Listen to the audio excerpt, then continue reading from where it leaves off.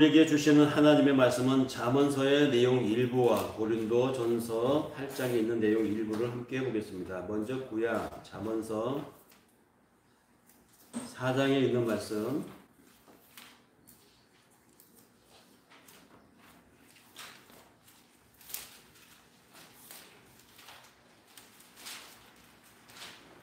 제가 보는 성경에는 잠언서 4장 1절에서 9절에 있는 말씀인데요. 구약 페이지 913페이지. 이전 성경을 가지고 계신 분들은 748페이지에 나열되어 있네요. 제가 먼저 1절을 읽겠습니다. 아들들아, 아비의 훈계를 들으며 명철을 얻기에 주의하라.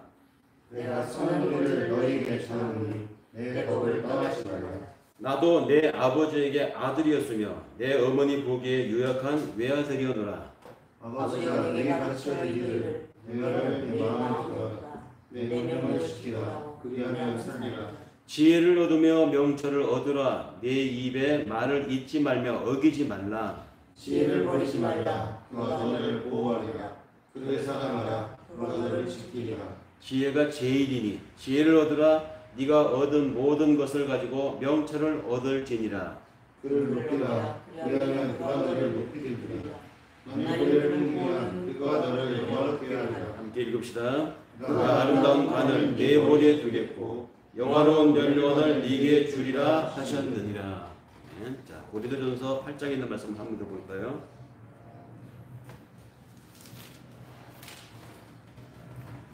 (8장) 1절에서 3절에 이르는 짧은 구절입니다. 제가 먼저 1절을 읽겠습니다.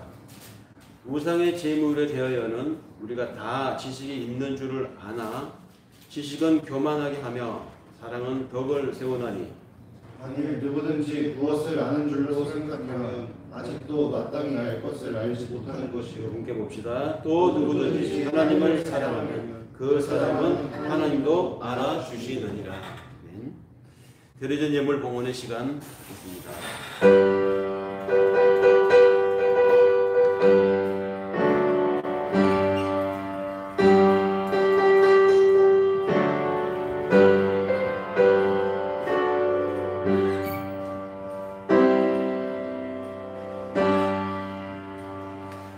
모든 것이 주께로부터 왔으니 예물을 주께 바치나이다.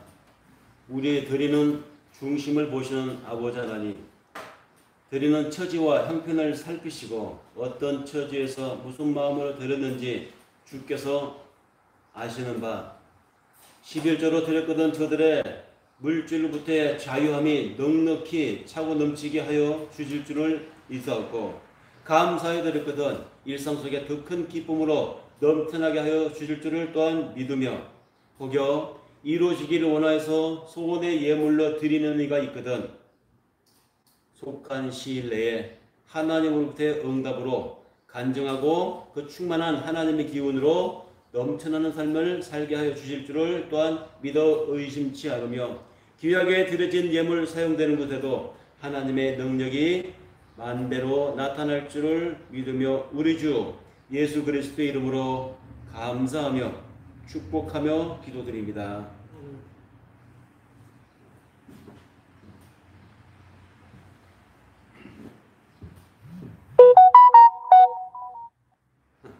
이거 방해 모드로 잘해가지고 참.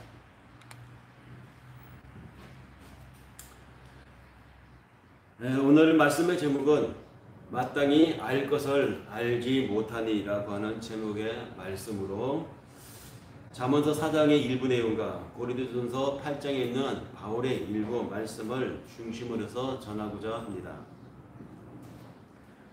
5월 가정의 달 세 번째 주를 맞이해서 가정의 달 특별 설교를 이 땅의 모든 교회들은 5월 가정의 달이라고 설교를 준비해서 전합니다. 저는 오늘 그 중에서도 우리 젊은이들을 향한 하나님의 바람을 담아서 이 말씀을 준비하여 전하고자 합니다. 흔히 요즘의 젊은이들을 가리켜서 우리 기성세대들, 아저씨들이, 어른들이 이런 말을 합니다. 요즘 젊은이들은 되게 이기적이야. 요즘 젊은이들은 대의 명분이 약해. 너무 자기만 생각하고 너무 좁게만 생각해. 이렇게 이야기들을 많이 하는 것을 듣습니다. 근데 우리 젊은이들이 정말로 그럴까요? 그런 경향의 젊은이들이 없지 않습니다. 그러나 전체 젊은이들 다 그럴까요? 혹시 만에 하나라도 이 땅에 대한민국의 많은 젊은이들이 정말로 어른들이 보기에 염려스러운 그런 사고를 가지고 살아간다고 하면 그건 젊은이들의 삶의 자세를 탓하기보다는 그런 사고를 가지고 살아갈 수밖에 없게 만든 우리 그들을 가리키고 그들에게 보여준 대로 살아온 우리 기성세대를 향해서 더 비난이 있어야 되지 않겠는가 이런 생각을 하면서 오늘 이 말씀은 그래서 여기 예배 시간에 앉아있는 나의 젊은 아이들을 위해서 하는 말이기도 하면서 동시에 그들에게 이렇게 가르치고 보여준 대로 이들이 그렇게 살아간다고 하면 이거밖에 가르치지 못한 나 자신을 향한 우리 어른들 향한 말씀이기도 합니다.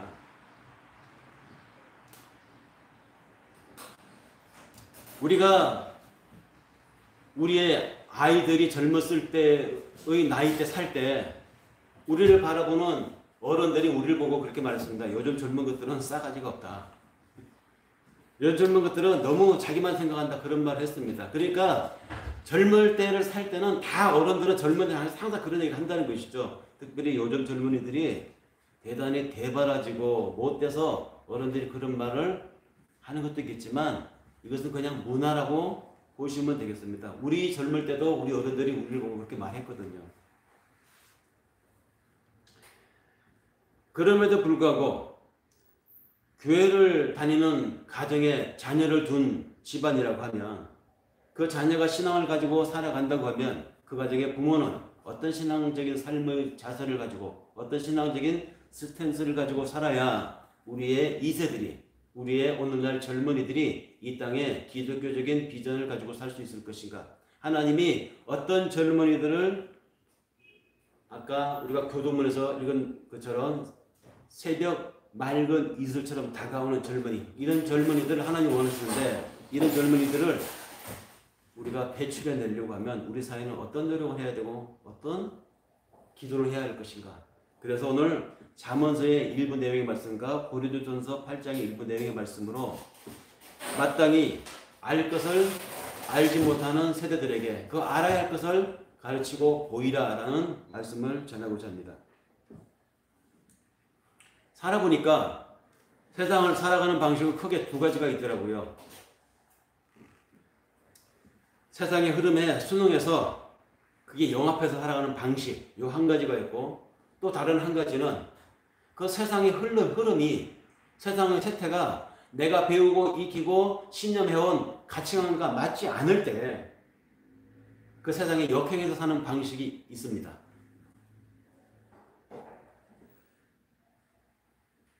역사에서 보면 뭐 멀리도 말고 우리나라의 역사에서만 봐도 조선조 초기에 이방원이라고 하는 그 조선을 구국한 이성계의 아들 이방원이가 포원 정몽주를 자기 사람으로 이렇게 포섭하기 위해서 그를 향해서 술자리에서 시를 읊었던 얘기 나오죠. 하여가라고 하는 시조인데요.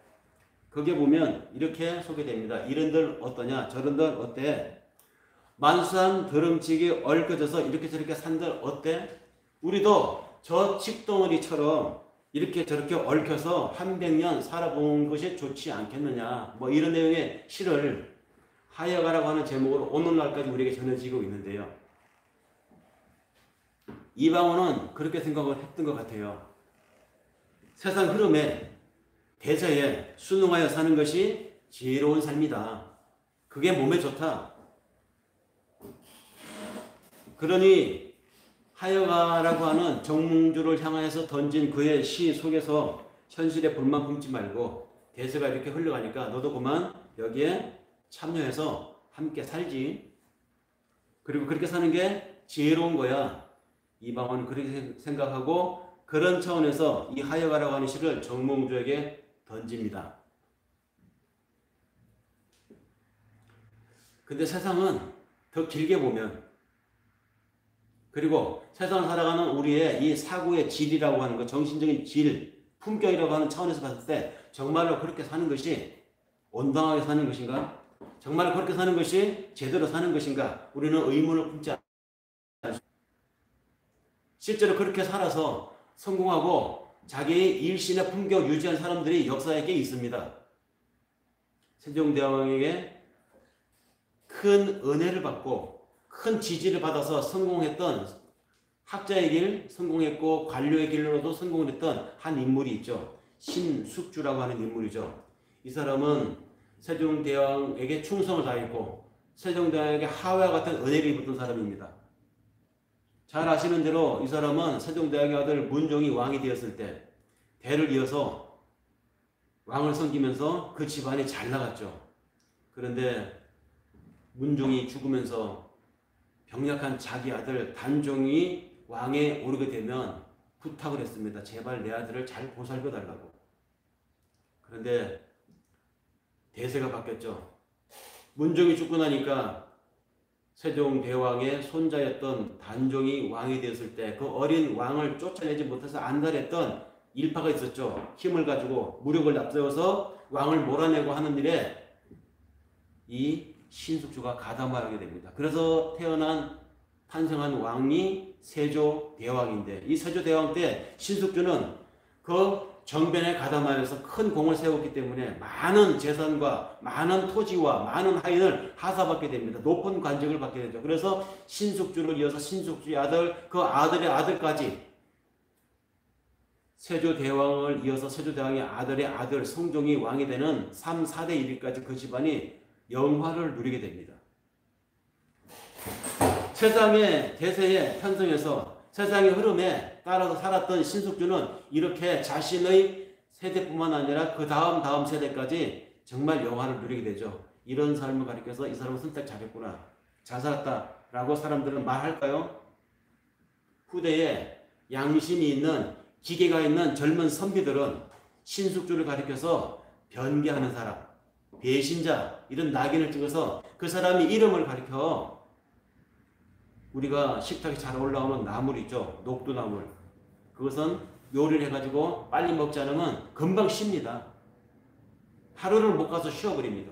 그래서 빨리 쉰다고 해서 그 나물 이름을 빨리 변하는 사람이라고 해서 숙주라는 이름 붙여서 신숙주. 그 숙주나물이라고 붙이잖아요. 얼마나 불명예스럽습니까? 신숙주의 후손들은 시장에서 파는 그 숙주나물을 보고 저거 숙주나물 아니야, 녹두나물이야 라고 말해주기를 원하겠지만 역사가들은, 사람들은, 기계 있는 사람들은 그 녹두나물을 가리켜서 지금도 숙주나물이라고 부르고 있습니다. 그 가문 후손들이 얼마나 수치스럽겠어요. 자, 이쯤 되면은 긴 역사 안목에서 봤을 때 신숙주의 선택이 제대로 된 선택이라고 할 수 있겠습니까?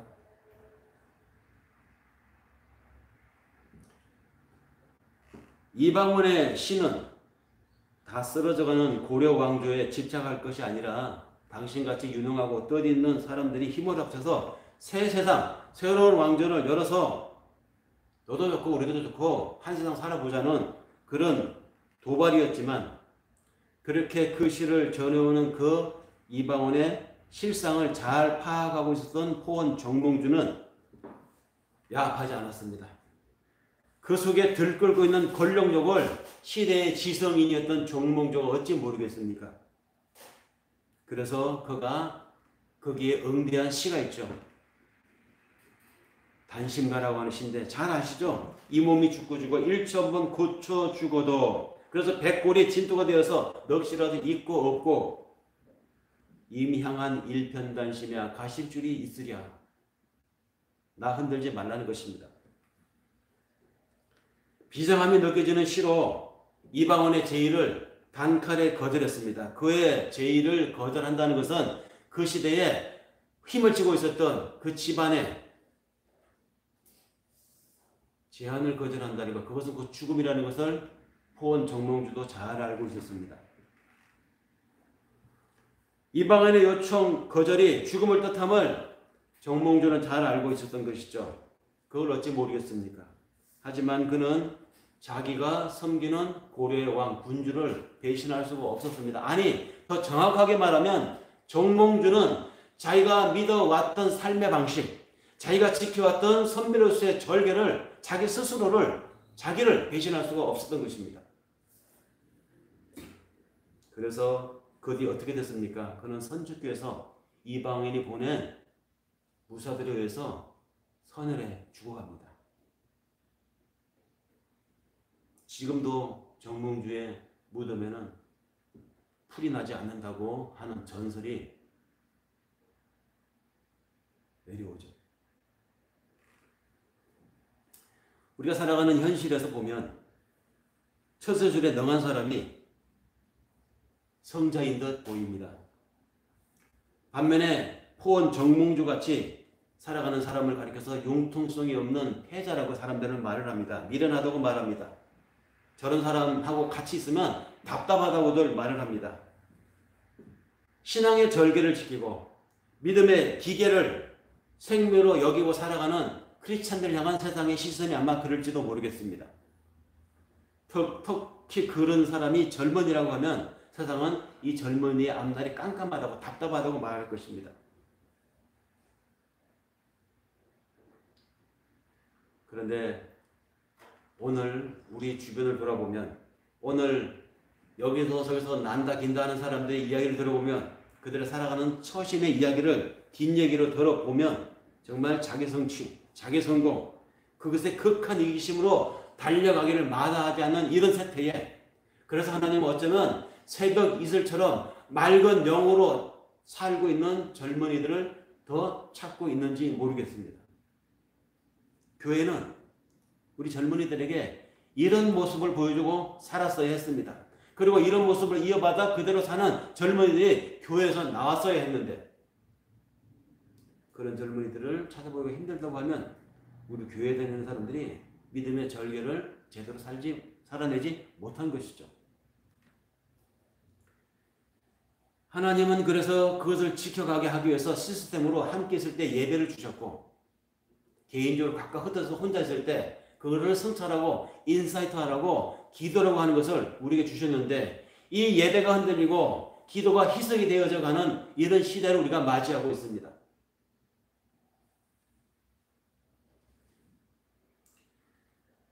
무엇을 품고 살아가는 사람으로 만들어야 할 것인가? 우리 젊은이들에게 무엇을 품고 살라고 우리가 말해줄 수 있을까? 그것은 내가 무엇을 품고 살아가느냐를 보여주면 되는 것이죠. 우리는 무엇을 품고 살아가야 됩니까? 각 가정에서 예배가 있다고 하면 그 가정의 자녀들이 예배에 함께 참여하고 있다면 그 가정은 적어도 하나님 앞에 성공한 가정입니다. 예배 드린다고 하면 슬며시 가방을 챙겨가지고 집을 빠져나가는 젊은이들 있죠. 따분한 시간이라고 생각해서 아니 자기가 있는 것이 오히려 예배 드리는 사람한테 불편하다고 생각했는지 모르겠어요. 그래서 슥 빠져나가는 젊은이가 있다면 그 가정은 예배에 실패한 가정이에요. 2명이든 3명이든 모이면 예배가 있는 것이 하나님 앞에 우리의 신앙의 절개, 믿음의 선비 정신을 지켜가는 방식입니다. 그리고 개개인별로는 시간 날 때마다 규칙적인 자기의 성찰 시간, 기도 시간을 갖고 자신을 지켜나가는 것. 이것이 하나님이 우리에게 주시는 이 혼탁한 세상을 살아가는 젊은이들에게 보여줄 우리의 삶의 자세이고 그것을 보면서 젊은이들이 새벽 맑은 이슬같이 나올 수 있다는 것입니다. 오늘 우리가 함께 읽은 잠언서 내용을 보면 이런 얘기가 나오죠. 그를 높이라. 그리하면 그가 너를 높여주리라. 만일 그를 품고 살아간다면 그가 너를 영화롭게 하리라. 그가 아름다운 간을 너의 머리에 두겠고 영화로운 면류관을 너에게 주리라. 도대체 그가 누굽니까? 우리에게 면류관을 주고 그를 품고 살면 우리에게 아름다운 길을 열어주겠다고 하는 그가 누굽니까? 그가 바로 지혜입니다. 여러분들이 들어보셨겠지만 구약에서 특히 잠언서에서 말하는 지혜가 많이 나오는데 이 지혜는 구약에 예표된 그리스도예요. 구약에는 하나님 이야기는 나오지만 성령 이야기 잘 안 나오죠. 가끔 예언자들과 관계에서 나오기도 하지만 그리스도 얘기는 안 나오죠. 하나님의 성부, 성자, 성령 3이라고 하시는데 그러면 신약시대에는 예수가 나오지만 구약시대는 예수가 안 나옵니까? 나옵니다. 여러 가지 형태로. 태초에 천지 창조하시니라. 하나님의 신은 수면에 있었고 묘사되는 여기에 그 태초에 그리스도가 계셨어요. 하나님의 아들이 있었습니다. 성령이 함께 했습니다. 그리고 이 예수 그리스도는 구약의 예언자들 지혜 속에서 이 지혜자의 말 속에서 지혜자라고 하는 이름으로 언급이 됩니다. 그러니까 여기서 그를 품으라 그가 너의 길을 영화롭게 하리라고 하는 그는 누구냐? 바로 지혜를 가리키는데 이 지혜는 그리스도를 가리킨다.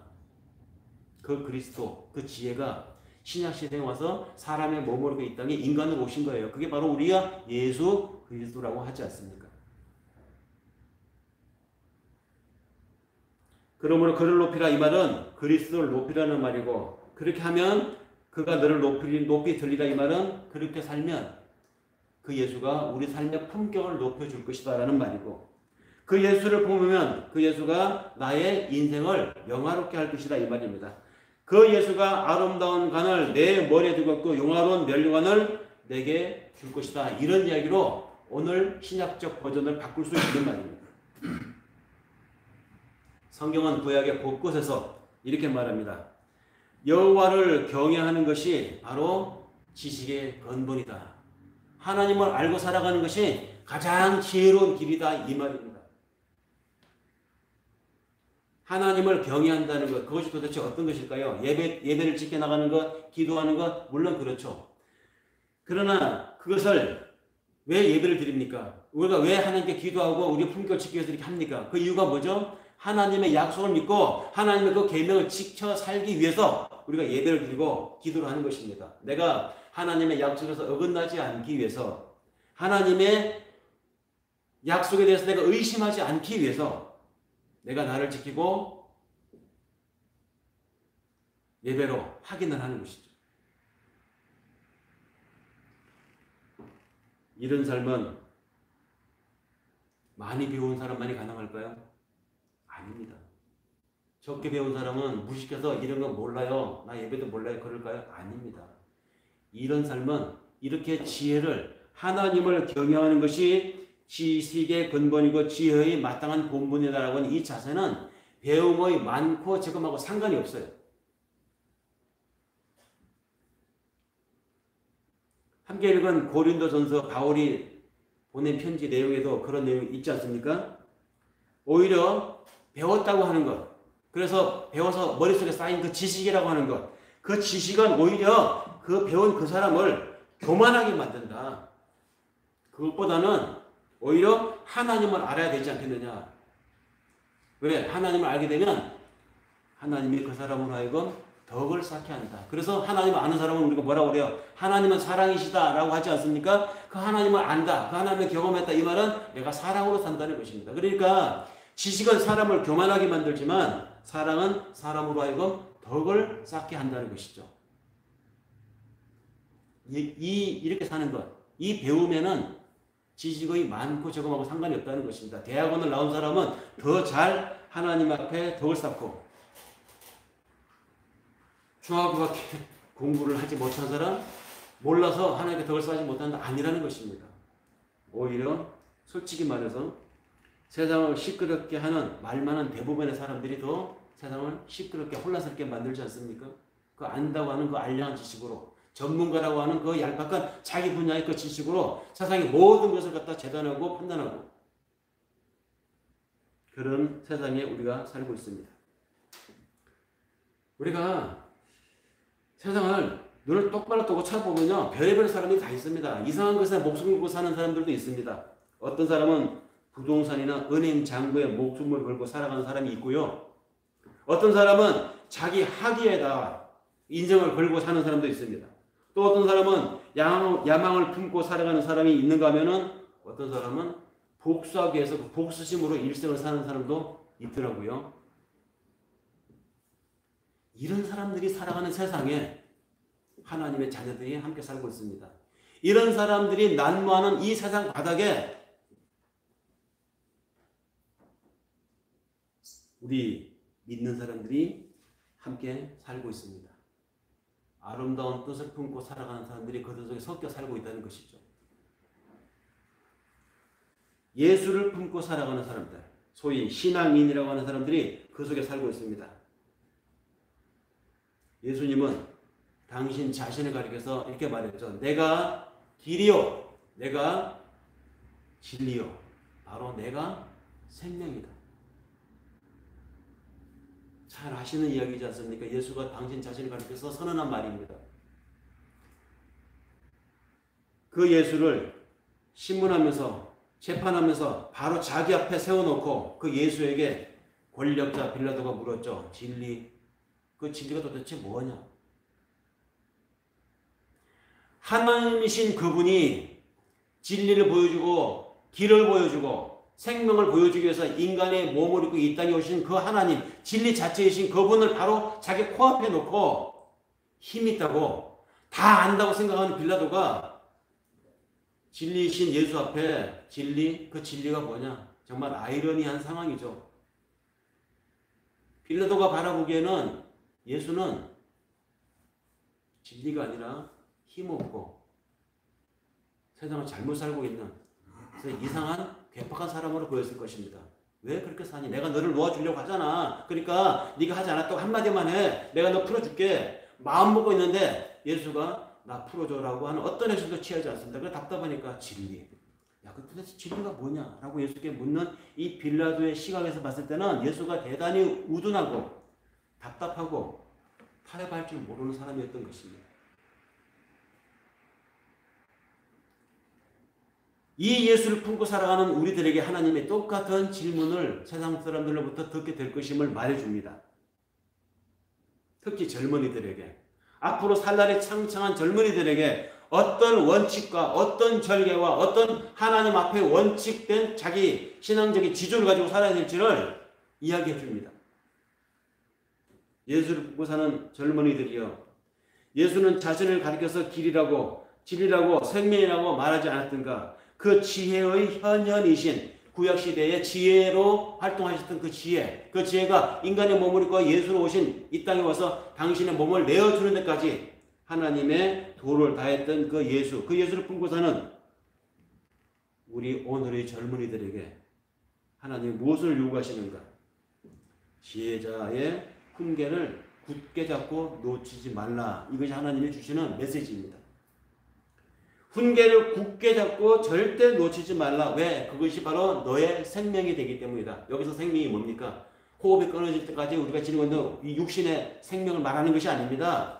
내가 길이요 진리요 생명이라고 말한 그 생명, 예수님 말씀하신 그 생명, 이것이 바로 훈계를 붙잡고 놓치지 않는 것에 있다. 이게 뭡니까? 우리에게 오늘날 훈계를 지켜나는 방식이 뭐죠? 아까 말씀드렸잖아요. 집단으로 했을 때, 복수를 했을 때는 예배요, 개별적으로 했을 때는 기도라고. 이걸 놓치지 말라는 것입니다. 예언자들 통해서 주셨던 말씀, 지혜자들 통해서 주셨던 말씀, 그리고 예수께서 친히 오셔서 보여주셨던 그 삶의 방식을 절대 놓치지 말라는 것입니다. 영국으로부터 독립하고자 했었던 인도의 마하트마 간디라고 하는 인물도 그는 인도의 힌두교도였지만 성경에 예수의 이 말씀은 정말로 믿었어요. 그리고 그는 성경의 약속을 믿고 살았던 사람입니다. 그래서 그는 식민지 하에 어렵게 살고 있었던 인도 민중들 사이에서 같은 말을 했죠. 진리를 굳게 붙잡고 흔들리지 말자. 그런 운동을 일으켰던 것이죠. 진리. 이것은 당장은 어렵고 당장은 버거운 거고 당장은 불편한 것 같지만 시간이 지나면 결국은 진리가 승리한다는 확신을 간디는 가지고 있었던 것입니다. 그의 확신대로 훗날 오래지 않아서 인도는 영국으로부터 독립을 하게 되죠. 진리는 종종 세상 사람들이 보기에는, 세상 방식으로 살아가는 사람들이 보기에 그 눈에는 무력해 보이지만 길게 보면 또 내 삶의 질의 정신적인 품격을 보면 결국은 승리는 진리 편이라는 것을 우리는 부인할 수가 없습니다. 그렇게 느껴왔기 때문에. 그러니 하나님의 뜻을 따라 살려고 하는 사람은 이미 승리한 사람입니다. 우리가 하나님을 믿는다고 하는 것, 그래서 여기에 예배를 드리고 하는 이 순간 여기에 있는 이 동영상 앞에 우리가 모여있는 이 사실 자체가 우리는 이미 하나님을 선택하고 신앙의 길에 달려나간 그 길에 우리가 들어선 사람입니다. 달리는 호랑이 등에서 떨어져 죽지 않으려면 어떻게 됩니까? 떨어지면 호랑이가 잡혀먹을 것이고 떨어지면 다칠 텐데 그 안 다치고 안 떨어져 호랑이 잡혀먹지 않는 방법은 뭡니까? 호랑이 등을 더 바짝 붙잡는 것이죠. 달리는 호랑이를 떨어지지 않으려면 이왕에 달리는 호랑이 꽉 붙잡아야 됩니다. 우리가 신앙을 선택했습니다. 그래서 여기 이 시간, 이 순간, 이 공간에 있고 이 시간 우리 마음을 여기 모으고 있습니다. 마찬가지입니다. 이왕의 진리의 길에 들어선 우리에게 있어서 살 길은 하나님의 가르침에 올인하는 것입니다. 이왕의 신앙의 길을 선택했다면 제대로 살아보자는 것이죠. 잠언서에 보면 곳곳에서 지혜자의 길과 악인의 길을 대조하면서 설명하고 있는 내용을 곳곳에서 봅니다. 지혜자의 길과 악인의 길은 극한으로 대조가 되는 두 개의 길입니다. 주의 길을 걷는 사람은 그 걸음이 고난하지 않을 것이라고 교회에서는 얘기해 왔습니다. 설령 달리다가 실족하는 일도 없을 것이라고 교회에서는 위로해 왔습니다. 물론 지치고 힘든 사람을 하나님의 말씀으로 위로하고 용기를 주기 위해서 이런 말씀을 해온 것으로 이해합니다. 일리 있습니다. 그런데 이 말을 잘못 오해해가지고 마술처럼 생각하는 사람들이 있더라는 것이죠. 그 말을 전하는 설교자의, 목회자의 그 선한 의도를, 아름다운 해석을 받아들이지 못하고 그 말이 갖는 문자적인 의미로 스스로에게 체면을 건다는 것입니다. 하나님을 믿는 사람들은 세상을 달려가도 피곤하지 않다. 하나님을 믿고 열심히 뛰는 사람은 절대 실족하지 않는다. 이렇게 받아들인다는 말입니다. 그런데 여러분들 경험하지 않았습니까? 정말로 여러분들 신앙을 가지고 세상을 살아가는데 정말 그렇던가요? 내가 11조를, 내 수입의 11조를 딱딱 끊어서 하나님께 바쳤는데 정말 내 수입의 11조가 바쳤는데도 불구하고 하수분처럼 10분의 1 아니야 10분의 3, 4가 더 늘어나던가요? 귀중한 시간을 쪼개서 하나님을 헌신한다고 거기 가서 봉사를 했는데 요술같이 내가 못했던 숙제를, 내가 해야 될 과제물이 누군가의 좋은 의인을 만나서 그냥 해결이 되던가요? 정말 주의 뜻대로 살면요, 이 그리스도를 품고 살아가면 쉽지 않습니다. 세상 어렵습니다. 그 길이 험합니다. 더구나 그 길은 좁습니다. 하나님의 뜻대로 살려가면 정말로 힘든 일 투성입니다. 이것이 솔직한 현실입니다. 또 걸려 넘어질 때는 얼마나 많습니까? 상사들하고 비위 맞추면서 잘 보여야, 한 번이라도 더 눈에 자주 띄어야 업무 시간 외에 가서 이렇게 비비고 얼굴을 보여주고, 그래서 골프장에도 같이 가서 져주고 해야 되는데 나는 주일만 되면 예배 시간 가야 되기 때문에 상사들 모이는 골프장에 못 나가고, 그래서 항상 인사고과에 내 위치가 반영되지 못해서 만년 과장으로 있다고 하는 어떤 사람. 좁은 길이잖아요. 하나님의 뜻대로 사니까 힘든 일 투성이잖아요. 그런데도 불구하고 이상하게 성경 말씀을 자기 편한 대로 왜곡하고 자기 듣고 싶은 대로 곡해서 받아들여가지고 주님의 길을 걷는 사람들은 걸음이 고단치 않고 달려가도 실족치 않는다. 그렇게 설교하고 그렇게 믿고 싶은 대로 믿는 사람들이 많아요. 오늘날. 물론 우리 함께 신앙생활하는 우리 교회 여러분들은 그렇게 받아들이지 않겠죠. 근데 주변에 보면 정말 그렇게 믿고 그렇게 신앙생활하는 사람들이 많습니다. 산길은 분명히 말합니다. 좁은 길입니다. 울퉁불퉁합니다. 방심하다가는 돌불에 채여서 넘어집니다. 우리가 살아오면서 신앙생활하면서 교회가 여기까지 이끌어져 오면서 우리가 돌아보면 정말 그런 때가 얼마나 많았습니까? 그래서 그 험했던 길, 그 위기의 순간들이 있었음에도 불구하고 우리가 오늘 여기 이렇게 예배를 드리고 있지 않습니까? 여기에 이렇게 와서 앉아 있잖아요. 우리의 신앙이 포기되지 않았습니다. 어떻게 지나왔는지 몰라. 지나와서 보니까 오늘날 가만히 생각해보니까 야, 그때 그 위기, 그때 그냥 그래서 차라리 교회 문을 닫았을지도 모르겠다. 그때 우리가 탈선해버렸을지도 모르겠다. 그때 우리 아이들을 어떻게 키워줄까? 그때 우리 아이들에게 우리가 정말 보여주지 못해서, 해주지 못해서 그 위기 어떻게 넘겼을까? 그런데 보세요. 지금 여기 여러분들이 다 나름대로 해치고 나와서 이렇게 앉아있잖아요. 사회에서 여러분들 자리를 잡아가고 있고 여러분의 길을 가고 있지 않습니까? 어느새 험한 길, 그 위험한 과정을 다 지나와서 여러분들이 지금의 삶을 살고 있는 것입니다. 하나님을 믿고 달리는 호랑이 등을 타고 달려가고 있는데, 이 형이 달려가고 있는 것, 그럼 앞으로도 살아갈 우리 앞에 놓여있는 난관들 쉽지 않겠죠. 그러나 살아가게 됩니다. 지나간 세월을 돌이켜보면 왜 그때 그렇게 힘들었을까? 그 위기 다 하나님의 일을 하자고 했던 것인데 왜 그때 그것이 이렇게 지난하고 힘든 일을 우리가 느꼈을까? 가만히 생각해 보니까 하나님의 일을 한답시고 하는데 그것이 하나님이 한다고 인정한 게 아니고 내가 한다고 나섰기 때문에 피곤했던 것이 아니었나, 이런 생각을 해봅니다. 자기 스스로 하나님을 위해서 뭐를 해보려고 힘쓰고 애쓰고 하다 보니까 스스로 지쳤던 것이죠. 그리스도를 품고 살아간다고 하는 것, 하나님의 길을 걷는다는 것은 내가 걷는 것이 아니라 하나님이 나를 통해서 걷는 것, 네, 이것입니다. 그러면 하나님이 내 길을 영화로운 길로, 내 머리에 면류관을 씌워주는 길로 이끄신다는 것입니다. 우리가 할 일은 뭐죠? 우리가 할 일은 하나님께서 온전히 나를 통해서 하실 수 있도록 나를 내어 맡기면 되는 겁니다. 나를 내어 맡기기 위해서 하나님 나를 들어 사용하여 주시옵소서, 이 고백을 우리가 받아들이기 위해서 예배를 드리고 기도를 하는 것입니다. 이것이 하나님의 약속을 믿고 살아가는 것입니다. 이것이 신앙의 절개, 품격을 지키고 살아가는 것이죠. 일제시대 때 그 험악한 세월에도 인재를 양성해야 이 나라의 미래가 있다고 민족의 장래를 내다보고 학교를 세웠던 인물이 있죠. 크리스찬인데 이승훈, 우리나라 초대 신부님이라고 하는 이승훈, 이분이 세운 학교가 있죠. 오산 학교입니다.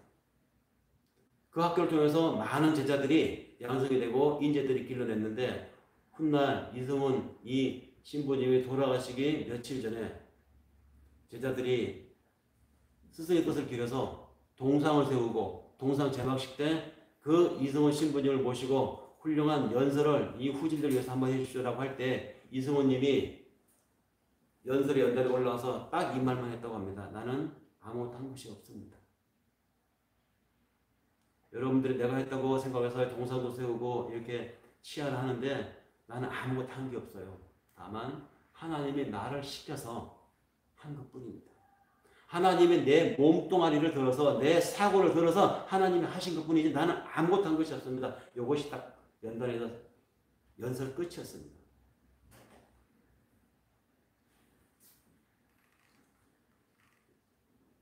그렇죠. 이것이 신앙인의 살아가는 삶의 자세이어야 합니다. 나의 살아가는 방식, 나의 삶, 나의 숨쉬는 현장, 내가 하는 일, 하나님이 다 하셨구나. 하나님이 우리와 함께 이어같이 하신다면 앞으로도 내가 살아가는 남아있는 길에 험한 산, 불편한 좁은 길, 우리는 실족하지 않고 얼마든지 하나님이 가게 하시겠구나. 아니, 실족했을지도 모릅니다. 다쳤을지도 모릅니다. 그러나 다쳤음에도 불구하고 실족했음에도 불구하고 하나님이 함께 하시기에 다친 줄을 모르고 실족한 줄 모르고 하나님 앞에 감사하며 살아가는 것입니다. 경제적인 손해가 닥쳐도 하나님 안에서 오히려 감사하고 기뻐할 수 있다는 말이죠. 이것이 지혜의 길입니다. 이것이 성경에서 말하는 지혜로운 자의 길, 즉 하나님 안에 살아가는 자의 길인데, 그렇다면 반대로 대조되는 또 다른 한 사람의 길이 있죠. 악인의 길. 악인의 길은 어떻습니까? 그 길은 사람들이 우선 눈으로 보기에 지름길 같아 보여요. 그래서 많은 사람들이 그 길에 유혹을 당하는 것입니다. 노력하지 않았는데도 참 쉽게 돈을 버는 사람들을 보면서 성공하고 인지도를 쌓아서 그 유명세로 많은 사람들 앞에 셀럽으로 많은 돈을 벌면서 살아가는 사람들을 보면서 나도 저 사람처럼 되고 싶다. 나도 저렇게 살고 싶다. 로망을 갖습니다. 힘 있는 사람 주변을 맴돌면서 윗사람에게 때마다 인사도 잘하면서 그러면서 아랫사람들에게는 돈도 받아먹고 받은 대가로 그 사람의 자리를 안위를 지켜주기도 하고.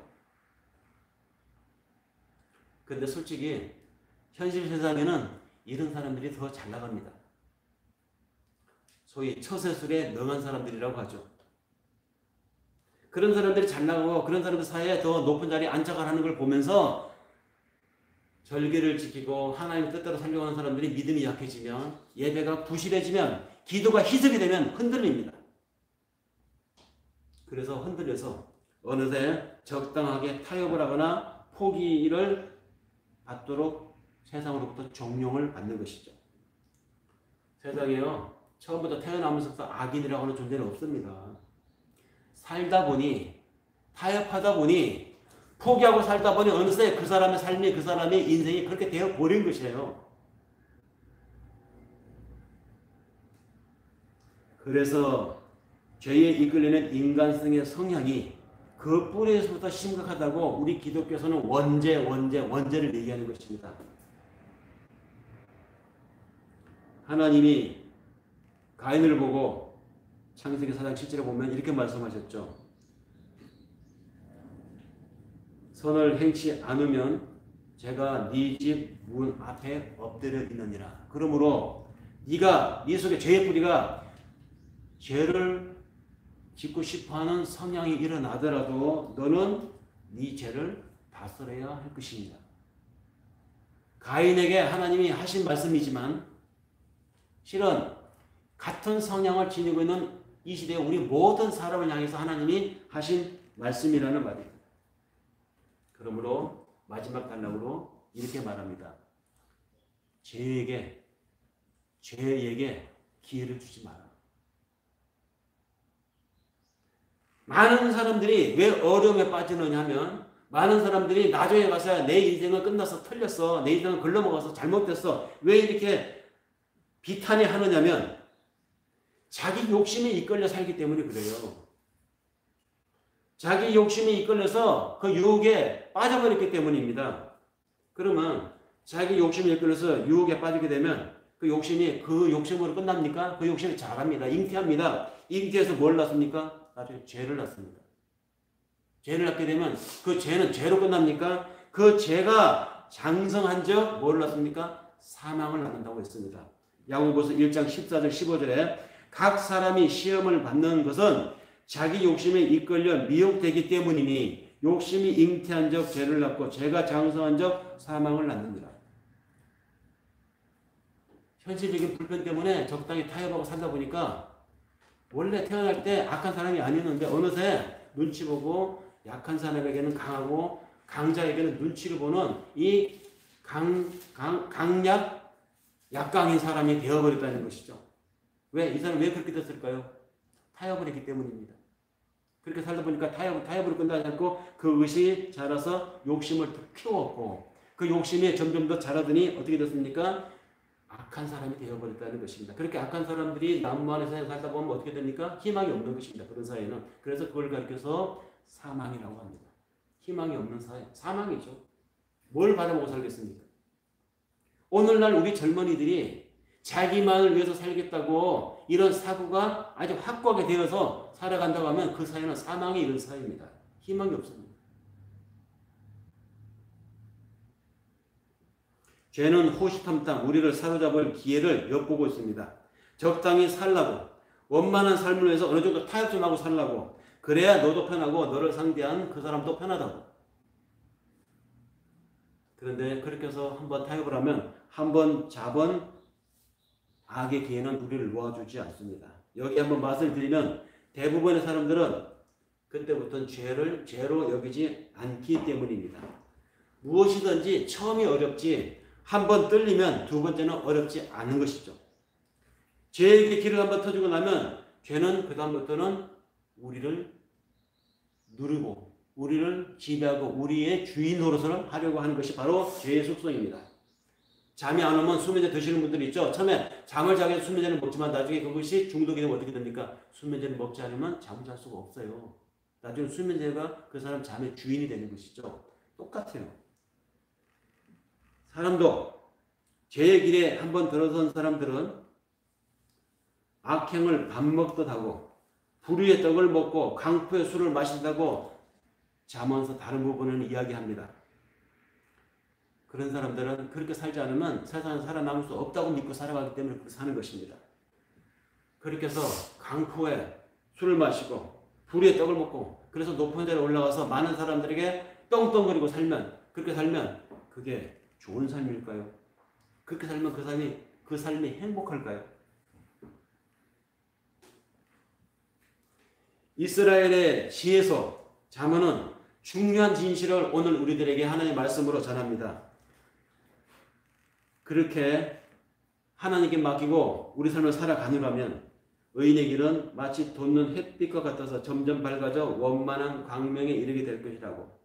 그러나 그런 삶이 없는 악인의 삶을 반복해서 사는 사람의 삶은 어둠 속을 걷다가 뭔가 걸려 넘어졌는데도 내가 넘어졌다, 뭐에 걸렸다 깨닫지 못한다는 것입니다. 살다가 뭐에 걸려지게 되면 내가 뭐에 걸렸구나 이렇게 각성이 되어야 되는데 그 각성도 안 된다는 것입니다. 하지만 하늘의 음성에 귀를 기울이고 살아가면, 즉 예배가 살아있고 기도의 의미를 두고 살아가는 사람의 삶이라고 하면 하늘의 징조를 보고 시대의 징조를 보고 해석할 수 있는 영적인 능력이 우리에게 있습니다. 악은 한번 빠지면 우리를 무지몽매의 어둠 속에 빠뜨립니다. 여전히 그렇게 살아가는 악인들이 많은 이 땅에서 이 땅의 젊은이들은 그런 악인의 형통을 부러워하겠습니까? 아직도 로망스럽습니까? 그것이?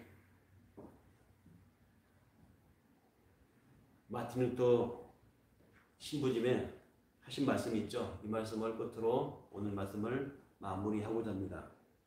새들이 우리 머리 위로 날아다니는 것을 막을 수는 없지만 그 새가 우리 머리에 둥지를 트는 것은 막을 수 있지 않느냐.